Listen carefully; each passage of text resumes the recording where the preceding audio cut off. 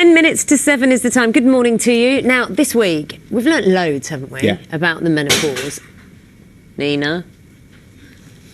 Biscuits. Biscuits. That was a big biscuit. Here's a fact for you, and this is one that worries me quite a bit. Women can lose up to 20% of their bone density in the first 5 to 7 years after the menopause. That's really worrying. And that's one of the implications of drugs help as well, isn't it? Trying to counteract it and increase the density of the bones. So that's just one of the ways to help combat that through that is, of course, exercise.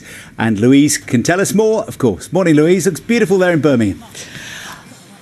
Oh, thank you very much, John. Let me just show you a little bit round. We are at the Botanical Gardens. Over there behind me is the aviary. You might be able to hear the peacocks that have been quite chatty here this morning. That's the aviary. Behind there is the butterfly garden. We have, of course, brought the BBC Breakfast Sofa, where we will continue this conversation, which I started with Naga and Sally and Carol right at the beginning of this week. And you have all joined in your hundreds. Thank you so much for all of those messages. As Naga and John were just saying, one of the side effects of menopause is osteoporosis, and that can have really serious medical implications. We need strong bones. To do that, exercise is a great thing to do. And look at these wonderful ladies. They are part of the Meno fitness exercise group. Jane has joined in, and Fiona Lambden has been out training with them. It's 5 o'clock, but these women in Birmingham aren't leaving the office just yet. They're all heading up to the top floor for a workout dedicated to those going through the menopause. How are you feeling? Julie, otherwise known as the Meno Ninja, We'll step to the side, step.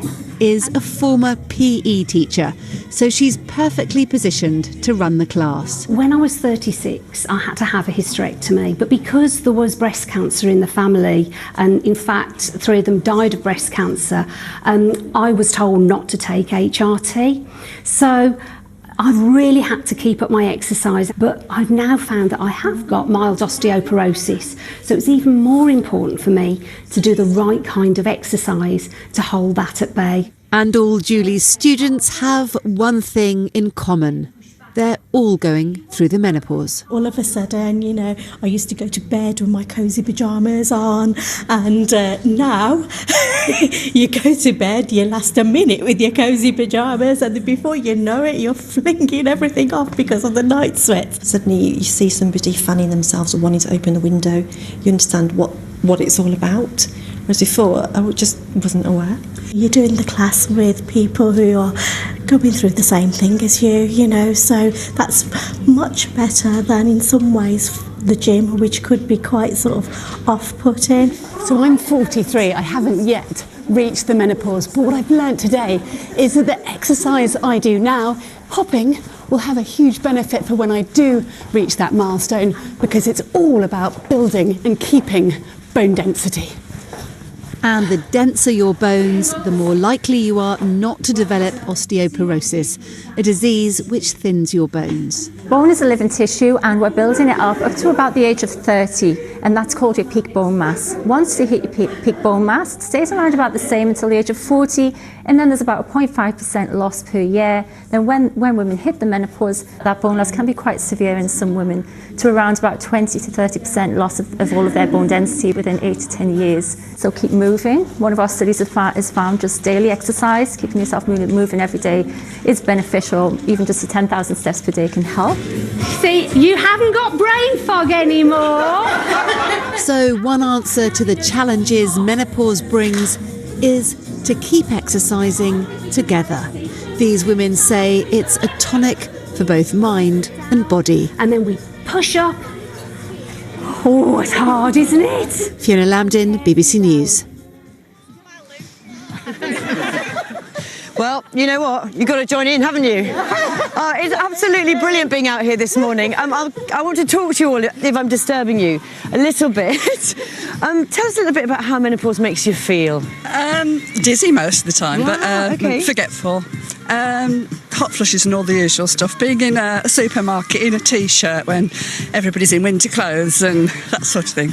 But getting through it now, so that's the main thing. Oh, well, I'm going to let you go. Come on then, I'm going to move down the line here. But you were talking very much about the sort of physical symptoms. Do you have psychological symptoms? Yes, I think it's sometimes really hard to feel and cope with the emotion of it all sometimes. You feel very up, you feel very down, you feel very angry, you feel overwhelmed. So it's a lot of emotions, yes. And they sort of come at you from nowhere, don't they? From nowhere, sort of out of the blue completely. And how does this make you feel? Oh, fantastic, yes, absolutely brilliant. Julie's an amazing instructor and she does fantastic work for all the girls. We love it. Oh, and one of the things that I've learned this week is there are so many different symptoms. I've been playing menopause bingo with my friends. There are about 34 symptoms. So how does it affect you?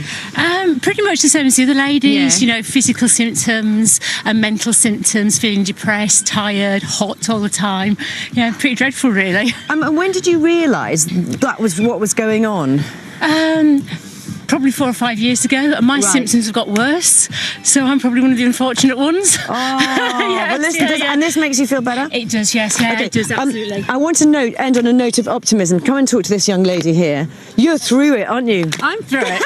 And it's wonderful. And it's all thanks to good exercise and support from other people, and especially my Meno sisters. Really? And that is because you know so many of us are still going through it, and there seems like there's no end. But when it does come to an end, it's lovely. And it's great, but you've always probably got a lifestyle too, because if you've been exercising, you just feel good.